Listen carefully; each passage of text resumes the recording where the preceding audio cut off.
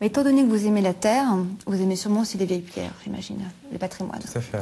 Alors ma camarade Christiane à la rédaction a choisi comme vous, comme sujet coup de cœur, un amoureux des vieilles pierres. Il s'appelle Christian Piffet et il passe tout son temps libre à transmettre son savoir-faire.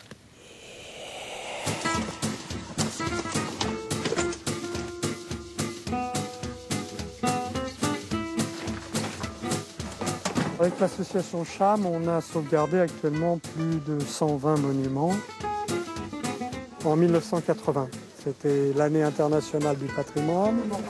J'ai donc créé une association nationale qui s'appelle CHAM, Chantier Histoire et Architecture Médiévale, organisatrice de chantiers de bénévoles et aussi d'activités d'éducation au patrimoine. Alors les jeunes qui participent à cette aventure sont en métropole des jeunes qui sont bénévoles, qui consacrent une partie de leurs vacances et de leur temps libre à ce genre d'activité. En Outre-mer, ce sont surtout des volontaires ou des jeunes qui font ça dans le cadre de l'insertion sociale et professionnelle et qui se préqualifient sur les métiers de la restauration des monuments.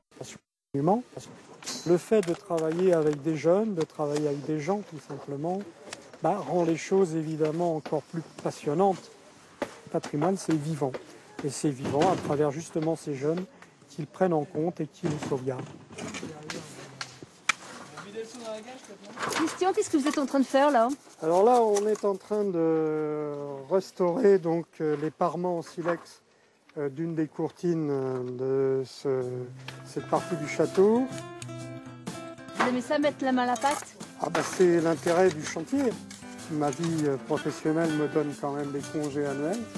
Donc sur mes congés, pendant les week-ends, il m'arrive de participer toujours au chantier de l'association CHAM.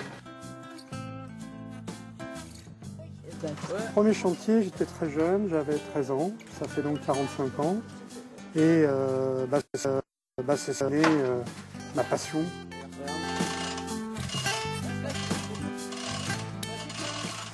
Combien de jeunes par an participent à ces chantiers? Alors en métropole, ça touche à peu près entre 300 et 350 jeunes.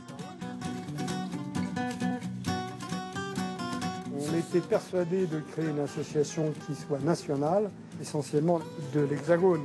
Et très vite, le MISIT demandait d'intervenir sur les départements d'outre-mer. C'est en même temps, surtout quand vous partez loin, exporter ce que vous savez faire, c'est en même temps une aventure technique et une aventure humaine. Entre les chantiers en métropole avec la voiture, les chantiers en outre-mer et à l'étranger, ça peut aller jusqu'à 85 000 km quand on a des chantiers très éloignés comme la Nouvelle-Calédonie.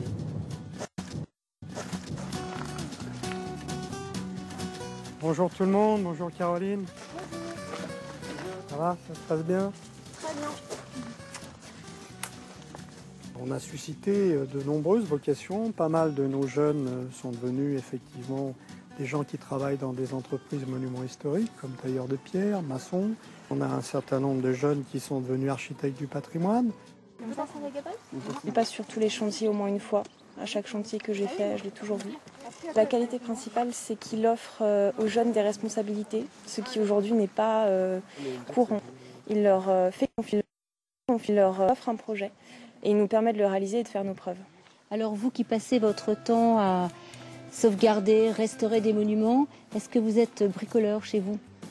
Oui, bien sûr, ça m'arrive comme tout le monde, mais j'avoue que je préfère consacrer mon temps à des édifices anciens que de refaire effectivement ma salle de bain qui certainement en aurait besoin, mais c'est pareil, c'est du temps, c'est pas les mêmes techniques. Et puis le faire en équipe et le faire soi-même, c'est pas non plus le même plaisir de faire un chantier. Voilà.